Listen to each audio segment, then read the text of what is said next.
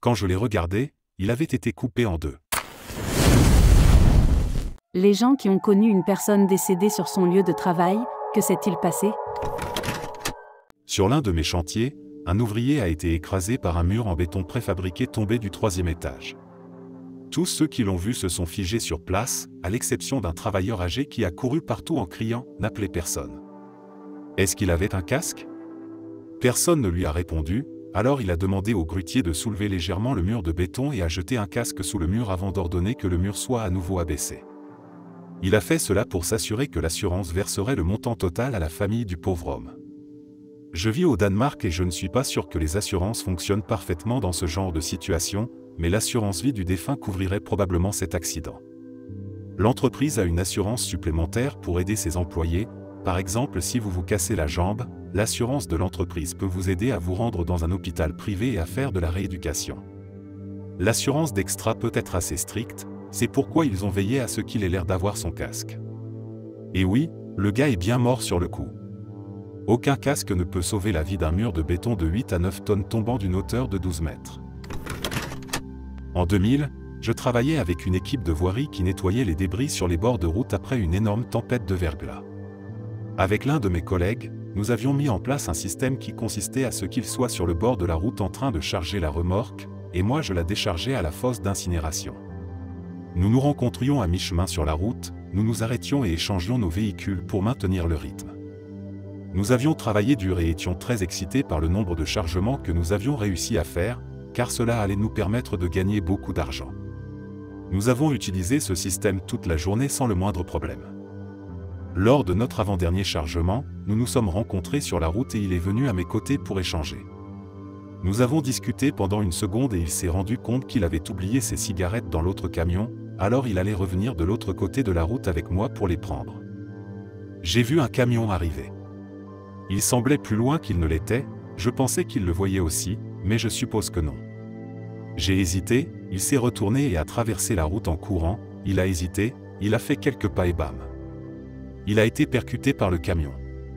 Jamais, aussi longtemps que je vivrai, je n'oublierai de voir son corps projeté en l'air par-dessus l'arrière de la benne du camion et s'écraser au sol. Je n'oublierai jamais ce bruit, jamais. Il était à peine à une distance d'un bras de moi lorsqu'il a été frappé, et j'ai senti l'impact dans mes os. J'ai couru vers lui, je me suis assis par terre et je l'ai mis sur mes genoux, et j'ai vu qu'il n'était plus là. J'ai commencé à crier et à le bercer. Le type qui l'avait frappé s'était arrêté et était venu en courant pour m'aider. Mais il n'était plus là. Je pense qu'il est probablement mort sur le coup, et je l'espère sincèrement. J'ai vécu des choses traumatisantes, mais rien de tel. J'en ai fait un syndrome de stress post-traumatique. J'ai peur de traverser les routes ou de permettre aux autres de le faire. Même en écrivant ceci maintenant, les larmes coulent. Je ne m'en remettrai jamais vraiment, je ne sais pas comment quelqu'un pourrait effacer cela de sa mémoire, mais j'aimerais bien pouvoir le faire. Un type traînait dans la salle de repos en faisant des blagues. Il a ri, est tombé et est mort. Anévrisme cérébral. C'est terrifiant de voir à quel point nos vies sont fragiles et à quelle vitesse elles peuvent s'arrêter sans prévenir. J'ai travaillé dans un supermarché au milieu des années 2000. Un soir, alors que nous préparions l'inventaire, le directeur du magasin a dit qu'il se sentait un peu bizarre. Il est allé s'asseoir dans le bureau et a été victime d'une crise cardiaque fatale. Il était assez jeune, fin de la trentaine, en relativement bonne forme physique et c'était un homme très sympathique, ce qui a durement touché beaucoup d'entre nous. La personne choisie pour être notre nouveau directeur était très populaire dans l'entreprise et est venu se présenter le lendemain.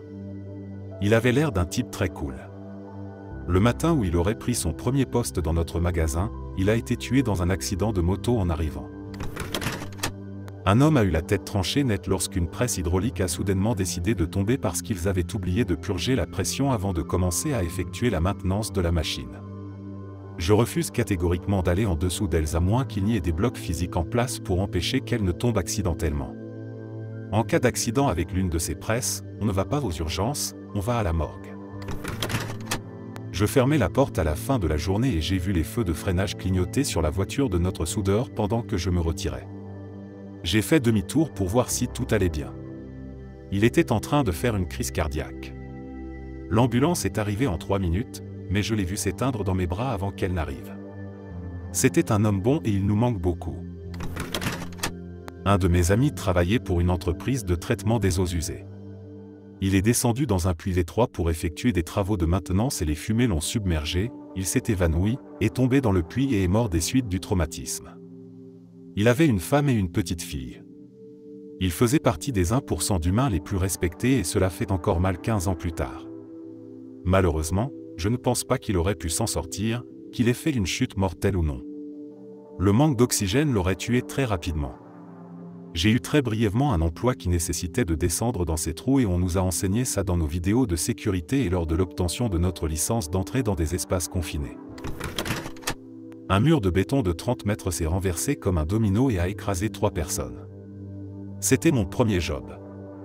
Les avocats des autres sous-traitants m'ont cité à comparaître et j'ai dû me rendre au tribunal à plusieurs reprises, même après avoir cessé de travailler sur le chantier, pour prouver que ce n'était pas de la faute des employés.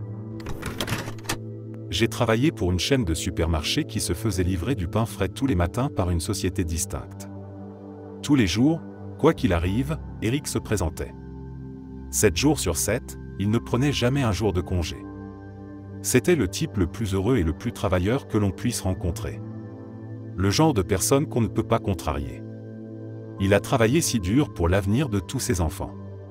J'avais l'habitude de lui dire qu'il avait amplement mérité de prendre des congés, ne serait-ce que quelques jours, pour passer du temps avec ses enfants. Il souriait poliment et répondait « Tout est un investissement, je le fais maintenant pour ne pas avoir à le faire plus tard », me souriait et repartait pour sa prochaine livraison. Un matin, il n'est pas venu. Nous étions tous très troublés, car il n'avait jamais manqué un jour depuis des années. Nous avons appris qu'il était décédé à l'âge de 32 ans d'une crise cardiaque, certainement à cause de son travail acharné. J'ai retenu de nombreuses leçons de lui, comme de ne jamais prendre la vie pour acquise, l'importance de l'équilibre entre vie professionnelle et vie privée. Cette situation m'a brisé le cœur, il n'a jamais pu voir ses enfants profiter de l'argent pour lequel il avait travaillé si dur. Nous avions un opérateur d'ordinateur central qui travaillait exclusivement le week-end. Un week-end, le service de la paix n'avait pas reçu ses rapports. Le responsable de la paix a appelé la salle des opérations et n'a pas obtenu de réponse. Elle a appelé l'opérateur principal. Celui-ci a essayé de vérifier les caméras de la salle, mais elles étaient toutes tournées dans des positions anormales et verrouillées par le logiciel à distance. Il ne pouvait rien voir. Il s'est rendu au bureau. À son arrivée, les petites fenêtres des grandes portes en acier étaient recouvertes de papier. Il a ouvert la porte et a trouvé l'opérateur. Il était pendu dans la petite salle complètement nu. Ses vêtements étaient soigneusement pliés sur le sol à côté de lui. Il y avait un ordinateur portable sur un chariot à roulettes devant son cadavre. Un de les collègues a conduit le chariot élévateur comme un trou du cul. Pas de ceinture de sécurité. Il a pris un virage trop rapide et l'a fait basculer sur le côté. Il est tombé pendant que le chariot roulait, et l'arceau de sécurité super solide s'est abattu sur lui. La barre lui a écrasé la tête contre le sol en béton.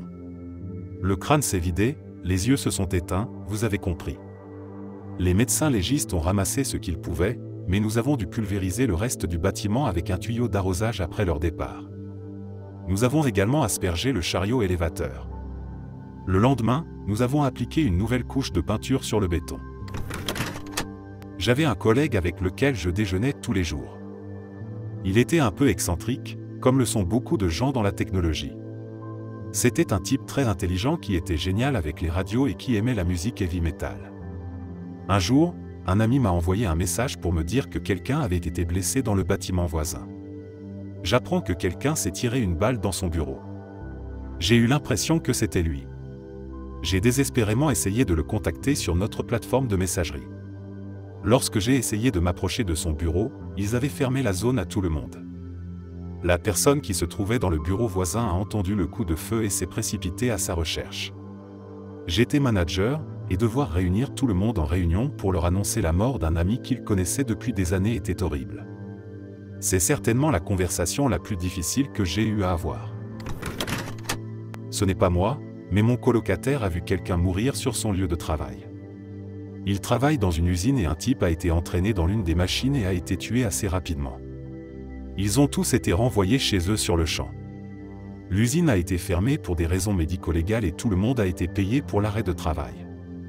Lorsqu'ils ont repris le travail, l'employeur leur a proposé une thérapie et leur a dit que s'ils avaient besoin de plus de temps, ils pouvaient l'accepter.